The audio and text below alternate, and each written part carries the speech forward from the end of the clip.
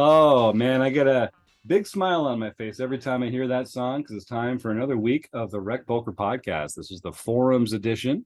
My name's Jim Reed. I'm Blusterini in the home game and at Rec Poker Jim on Twitter. I've got the best freaking job in the world because I get to hang out here with my poker friends, the other members of the Rec Poker Wrecking Crew, and talk about poker every Monday night. If you don't know what Rec Poker is about, we're a serious, fun-loving group of amateurs. We love coaching each other, studying together, playing together, winning together, commiserating when things don't go our way. We've got social events, and most of what we do here is free. So I'd encourage everyone to come and sign up for a free Rec Poker account. All it takes is an email address and a smile. And because so much of what we do here is free, I absolutely have to thank our sponsors, the amazing Running Aces Hotel, Racetrack, and Casino. And if you like the sound of that, I hope you're around on August 4th and 5th. It's right around the corner by the time you're hearing this, but we're going to be having another Rec Poker weekend at Running Aces at the start of August. So I hope folks can come and join us for that.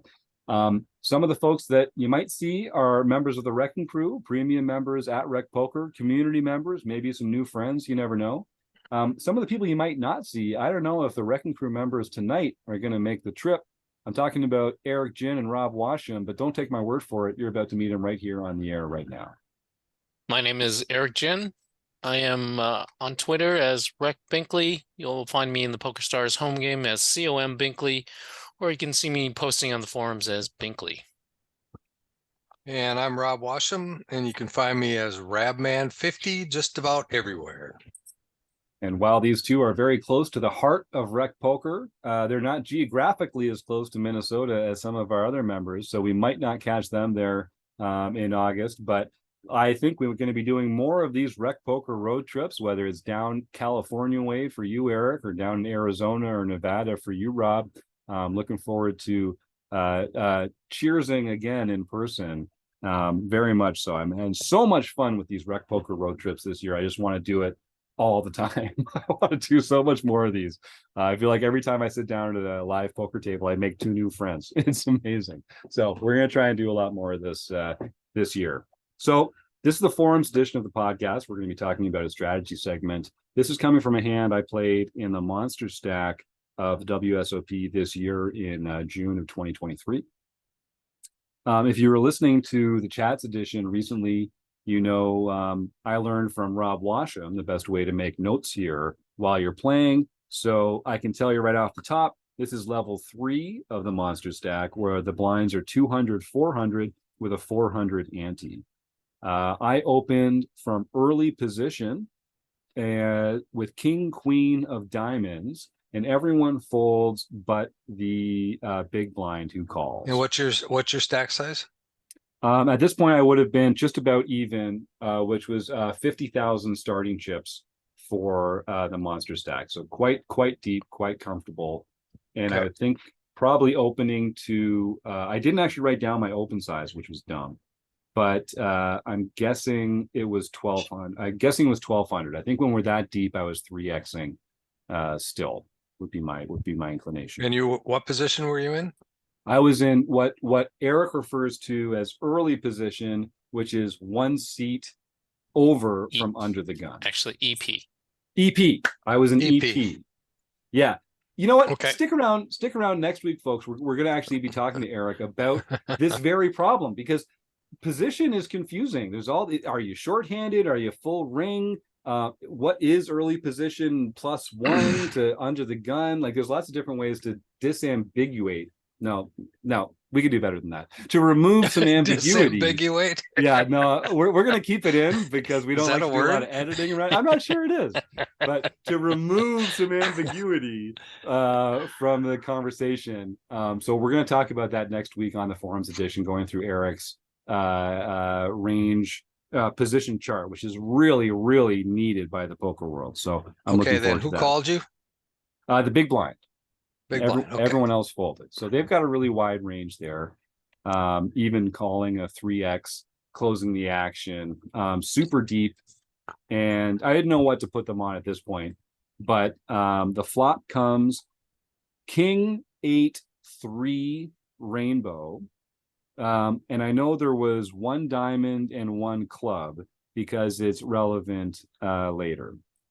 The big blind checks. I down bet to 800, and the villain calls. So I wasn't worried about draws on this board. It's really spaced out. There's no obvious straight draws. There's no flush draws.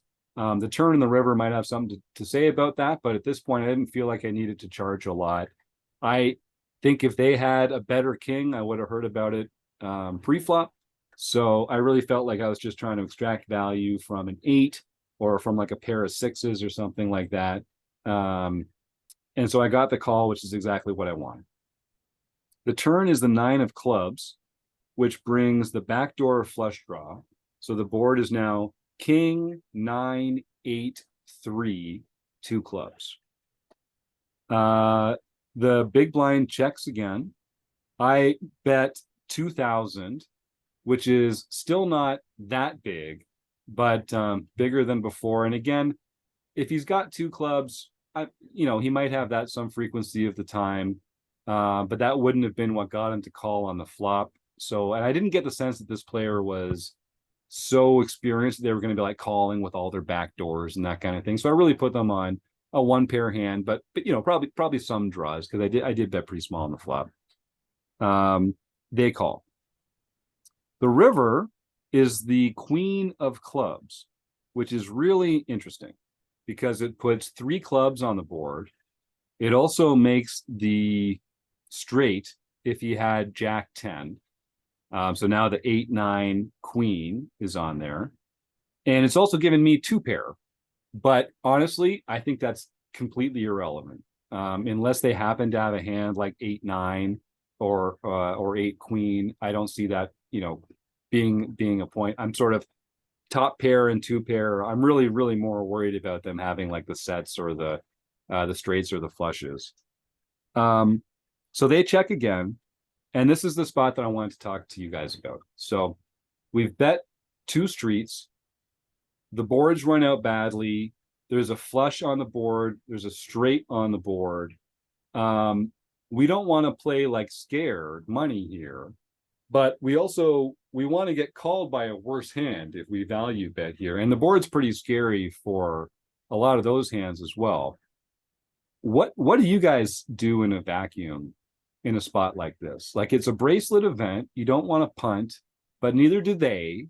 Sometimes I find it's kind of hard to get thin value in spots like this because they don't want to give their chips away any more than you do. But we've got a pretty good hand.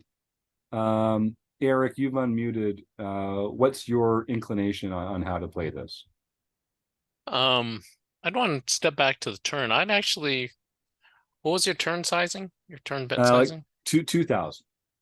Into a pot of, I think at that point it would have had to be 24. I think that's about half pot. It would have been about 4,000 at that point. okay. I mean, I think you can actually go a little bit larger. Yeah. On the turn, but I mean half pot's fine. I'd have probably gone about 3,000 there. Yeah. Yeah, because any king's gonna call, and you're Right. crushing all kings. Yeah.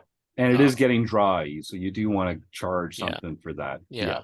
So on the river with 2-pair, yeah, I definitely bet it. I think half pot would be good. So here's where, in theory, your bets in position should be at least half pot. Yes. Because you are opening the action, right? You could realize, you could just check and realize your equity 100% of the time. So there is a risk that if he is trapping or, some kind of maniac bluffer, that you are opening the action. So you usually don't want to bet small in the position because the benefit, right, is he calls with a small bet, but there is a bigger risk because he could blow you off your hand or really hammer you with a big check raise. I think your hand is, you beat all other 2-pair. Mm-hmm. You beat any king. Yeah, I'd bet half pot somewhere around there. And when you say he could blow you off the hand, what you mean the action that you're concerned about is them check raising with a bluff, right? Because if they check raise Right, with like a right. If they set or have something, yeah, they have ace of clubs, something, yeah, non-club, right? yeah, yeah. So that's what we're trying to avoid is getting check raised by a bluff. No, That's we're the not reason trying to why avoid it, but that's the risk, right? that yeah, Okay, when you so bet when small. you're risking that, you need the benefit of your bet to be significant, right? You don't want to Mhm. go 10th pot because that's to win 10th of a pot isn't worth that risk. You want the reward of that risk to be a good half pot bet. Yep. I like that. Rob, did you have something? What bluffs do you have Yeah, right good now? question. Good question. Because your bet sizes are based on your value and your bluffs, right? So if you're betting X amount, that means you have to have X amount of value, X amount of bluffs. So what are your bluffs here? Do you have any? You could bluff with a hand like pocket jacks with the jack of clubs or pocket tens with the 10 of clubs, maybe because you're blocking the straight and you have a Are you blocker betting towards the flush. two streets with jacks with a king high on a king high flop? Right. Yeah. No, probably not. Not a lot. Yeah, you'd have to turn a pair into a bluff, right? Yeah. Is that Yeah. That's right. So yeah, and is this person even thinking in those terms? I don't know. Or is he just playing his two cards and I don't think this was a bad player, but I don't think they were so advanced that I wasn't really worried about, like I said on the flop, I wasn't really worried about them like calling with two back doors as much. And I wasn't really worried about them turning something into a bluff here. It felt like a lot of the players at this table were sort of ABC players that wanted to get hands to showdown if they had showdown value. okay, pretty much playing straight up then. Yeah, I would bet. I'd definitely bet. Yeah. Yeah, I think at least half pot. Mm. I don't, you could bet in that scenario, you could bet smaller. Because you're more likely to get a call with a smaller bet. And if you're very sure that they're never raising you without a better hand, then you're not afraid of being, check raised as a bluff. Mm-hmm. So that's why, that's why we're asking, what are your bluffs? What hands might he bluff? Does he have any bluffs? Or is he just pretty straightforward and just going to call with his two pair type hands or, whatever? In the moment, I think I decided that this player was not going to be bluffing enough, and so I did size down. I did make a thin value bet. I think I bet like 1,500, which was pretty small, and they raised me to about 6,500, and I just decided it was value and folded. But I wasn't sure. Like, is that a spot that I should have checked back? I thought that was too nitty. And I wanted to sort of pick your brains a little bit about it. Maybe the sizing, like maybe they don't check raise if the bet's bigger, like Eric's saying, because you're kind of inviting it a little bit by going in with the smaller bet. They didn't show, so I'll never know what they did have. But it was one of those spots where I was glad I went for the thin value because in these fields, I think bet folding is a good technique. Like that's a good exploit against some of these players. Is top two pair thin value? Well, with it depends. There was a great episode here recently, Rob, where you did a phenomenal hand breakdown on one of Eric's cash game hands.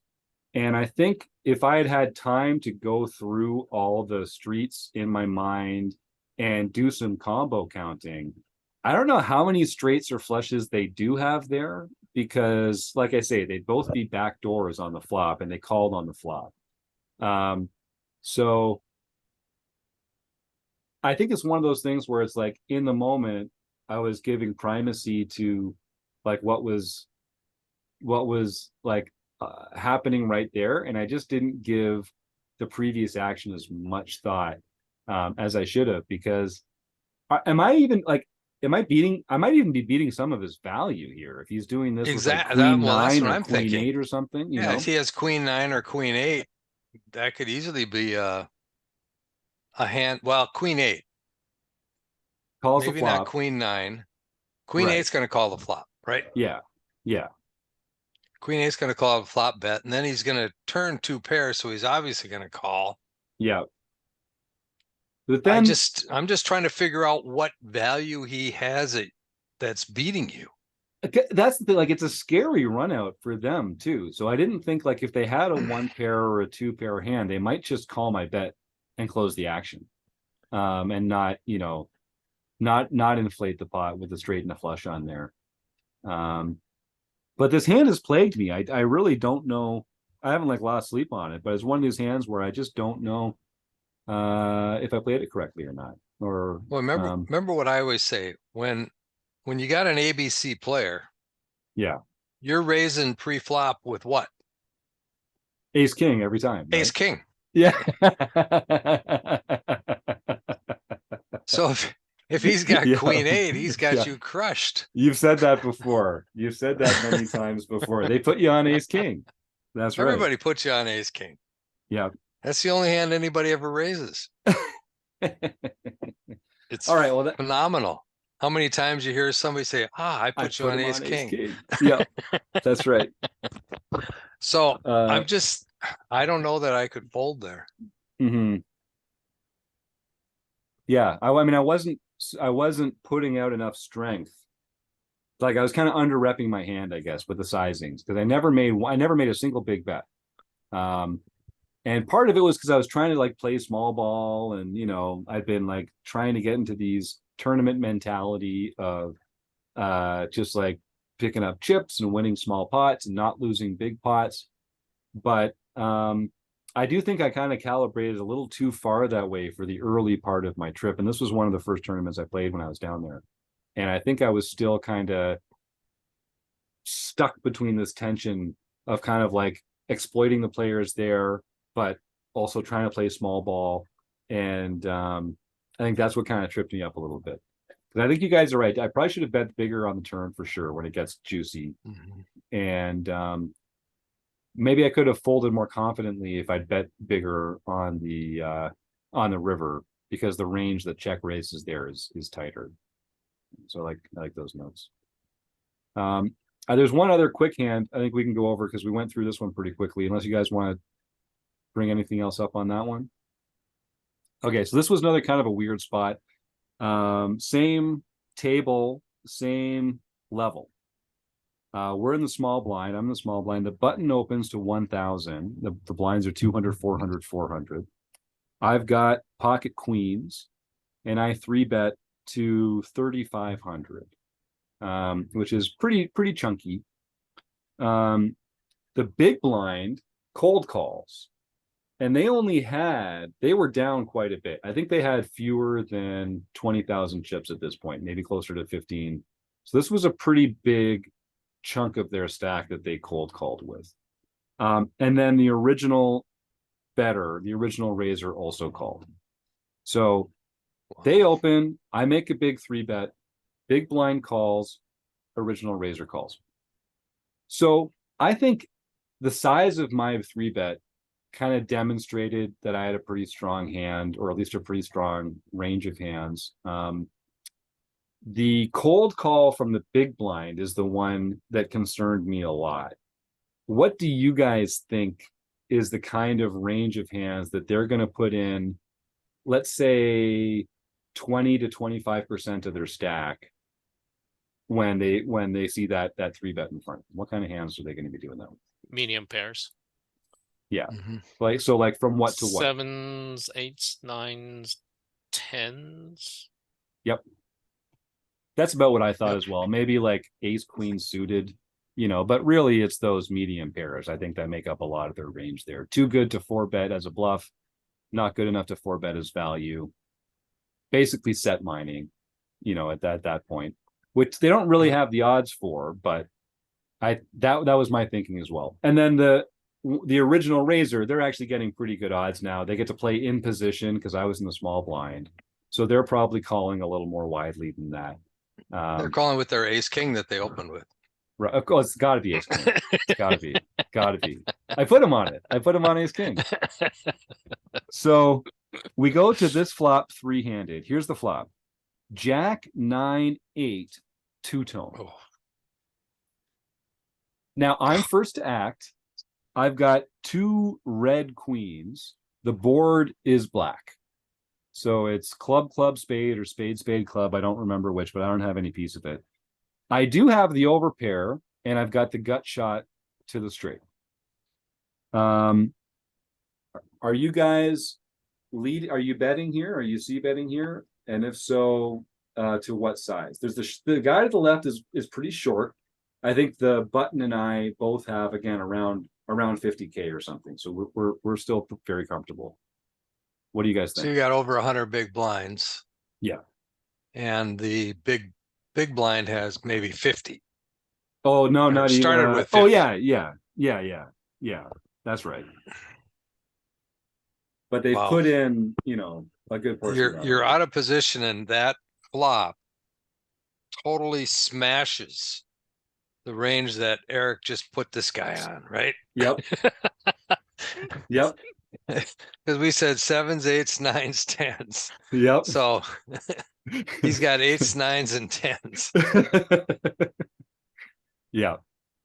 So that was part of my thinking as well. Does anyone want to advocate for a lead?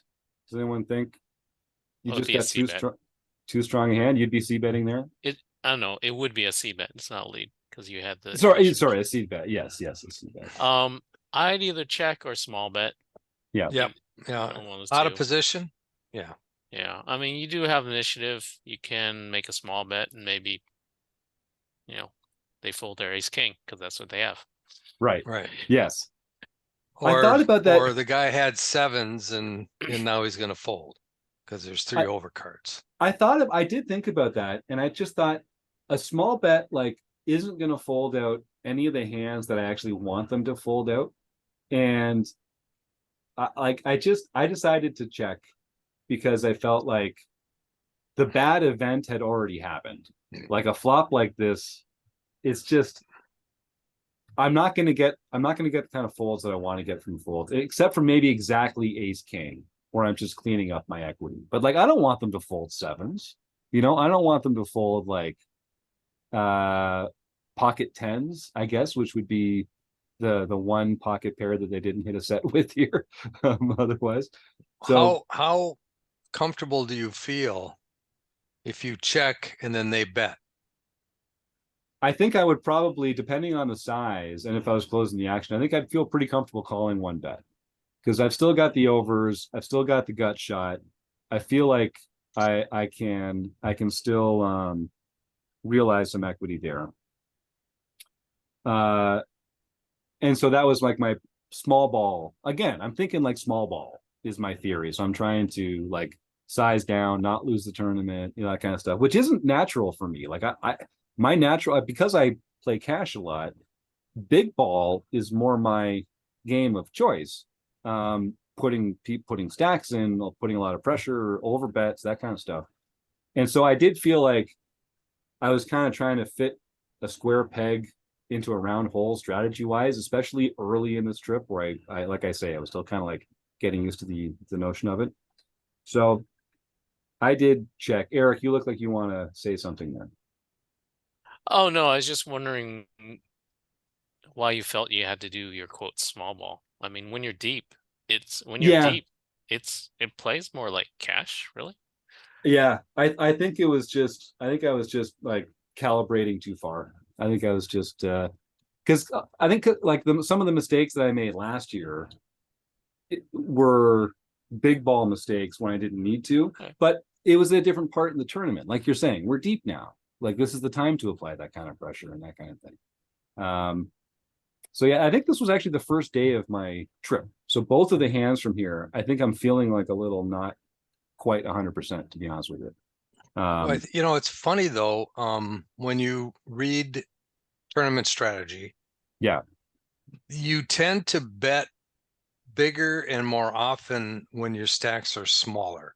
When the stack to pot ratio is smaller, you're more willing to make the big bets or the big all-ins and that sort of thing.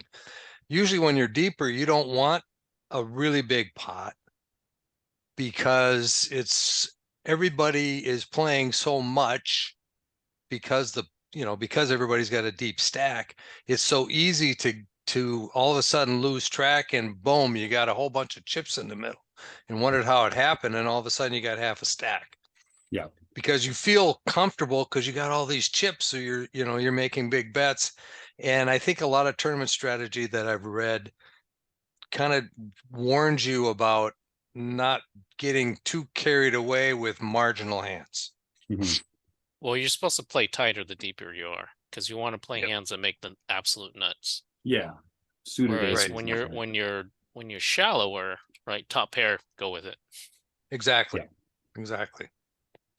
And I think I felt like there were two people at this table that were very experienced, it seemed to me, because we're a couple hours into this by now. But I felt like I probably had a bit of a skill edge against some of the other players there. And so I didn't want to just like take a spot where I could take a better spot later. And I think that also sort of like encouraged me to just small ball it again a bit again. But I don't think it.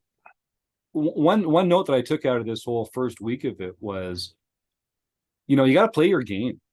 And I had more success later in the series when I was just playing my style, which is just a little more looser, more aggressive.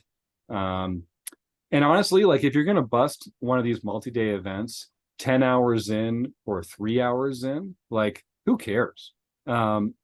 You got to build up a stack at some point, or else you're going to be picked off along with all the other minis when it gets down to bubble time. So that was interesting. So I check, everyone checks, and the turn is an offsuit 6. So the flush doesn't come in. It goes check, and the player to my left bets half the remaining stack, which is about 2/3 of the pot at this point. The original raiser folds. And also, I want to point out how well this range hits that original Razor's range as well. How well that flop hits that original Razor's range as well. They've got a lot of, by the time they call that 3-bet, they've got a lot of those like middle cards, straight plus or draw, pair plus draw hands, that kind of stuff as well, 2-pair. So I thought it's very likely that like they could have 2-pair. I was pretty convinced, like Eric, that the big blind player often has a set here. Like I really did narrow their range to a lot of those medium pocket pairs. So they lead pretty large. Other player folds, and it's on me. I tank for a while. What do you guys do in this spot? Here, Rob, you're unmuted first. So you've got 2 red queens. The board's all black. Jack 9-8. 6 on the turn. What's the suit of 6?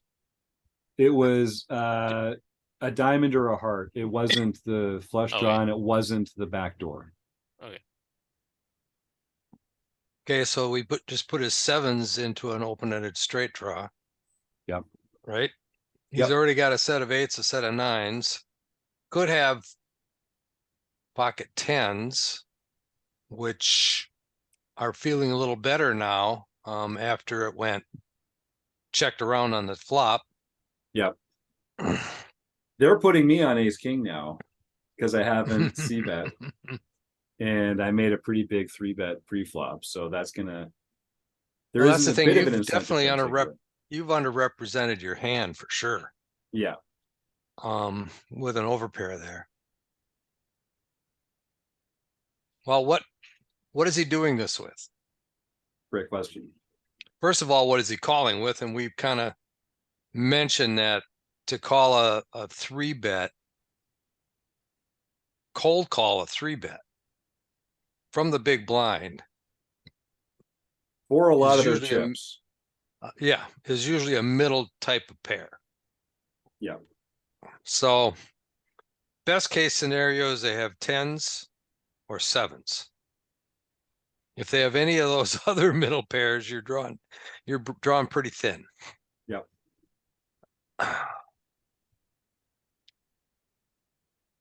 don't know. I don't know how I could fold this, but at the same time, if you look at what kind of range we're putting this guy on, you're behind right now.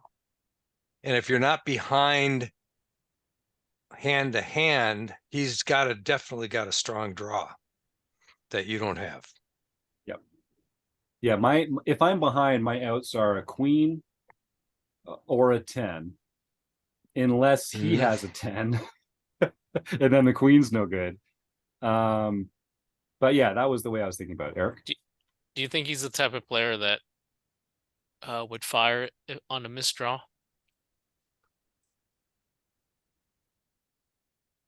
With what? Like, I don't know. I don't know for sure. Like, we open up for that when we check the turn for sure. But the missed draws are like pocket 10s. Because I don't think they're, or what, like ace 10 of clubs? Right, his 10s or 7s. So he'll bet his 10s, 7s if you call, and then he bricks the river. Is he checking in real and just showing his 7s or 10s, or is he just going for it? Yeah, good question. Good question. I didn't know. I couldn't make a judgment about that. I couldn't make it. But that's the thing you want to be thinking about, right? I mean, at that point, the river bet's going to be pretty small relative to the pot, because he put about half or like 40% of his chips in on the turn. So if it gets called, it's going to be a pretty small river bet relative to the pot. And I think we're going to be calling a lot at that point, unless it comes in really bad. Like if the flush comes in and it's a king, but again, like, he didn't have any kings in his he didn't range, have any really. kings, right? That's like, he shouldn't even have any flush draws, because we're putting him pretty Right. firmly on these pocket pairs. Pocket pairs. So it kind of put me in the blender. Yeah, Eric. Yeah, I'd hate it, but I think a fold seems reasonable. I mean, the only money you put in was your 3-bet, right? Right. So Yeah. sometimes we 3-bet and He could be doesn't work sitting out. there with Jack 10 suited, Jack 10 of hearts. Yep. Yeah, we could give him like a couple of those if we feel like that's right in that calling range. It could be. So that's not good for us. No. That's not good for us either. So okay, well, so I did fold. He did not show his cards, but we talked about the hand afterwards, and he told me he folded a set of 9s, and I believed him. We talked about it quite a bit. He talked about, he had like, a set of 9s. he had a set. Sorry, yes, he told me he had a set of 9s. He talked about why he didn't bet the flop, even though it was that juicy, because he thought if the other guy bet, he could check raise. Sometimes people will snow you on what they had afterwards, but I didn't get that impression. So I think I correctly folded the queens there, but I took a long time to do it. And it was another one of those spots where it's like, I was just so sure he had a set. I was just so sure he had a set on the flop. Because he did. Well, because, and who knows, like, what part of your mind might be taking in that kind of information at the time or something like that. But it felt kind of nitty if you didn't have a sense that. I guess my question to you guys that'll make me feel better about this is, Eric, already I like that cold call out of the blinds for like 20 to 25% of the stack. That just really, to me, really narrowed his range to the kind of hands that this board crushes. And that kind of, again, I'll never know if he actually had the set or not, but that it all made so much sense to me. I just laid it down, and I felt pretty good about it. But as you can tell, it's a few weeks from later. I'm still thinking about it. All right. Well, any other thoughts on that? Is there anything we can extrapolate from that? Any tips or thoughts that we can? So I was mentioning to you, like, do you think he'd be somebody to follow through with Right. with a bluff? I actually had an interesting hand where I had a button open and I 3-bet with queens, and it came ace high flop. I still bet, and I think the ace paired at some point. I bet, Mhm. and then I just checked the river, and my thought was, my read of the player was he's not bluffing. Like he's not, Right. even though it's kind of obvious I don't have an ace, he's not bluffing. And sure enough, he showed like king jack offsuit or something like that, and then he said after I won the hand, he goes, yeah, I knew you had like queens or jacks, I just knew that you had that. So he knew what I had, but he didn't pull. He wasn't the Still type couldn't of pull the player. trigger. He Yeah. couldn't pull Yeah. the trigger, and that's why I was comfortable checking the river. I was like, if he bets, he has it. Yes. He's going to check behind most of the time, and I was right with that read. Yep. And I think that's especially true, like in tournaments like this, in the first few levels, like people don't want to bust. People don't want to tell their friends that they busted on level 3 because they bluffed with the ace high flush blocker. You know what I mean? Like it hurts.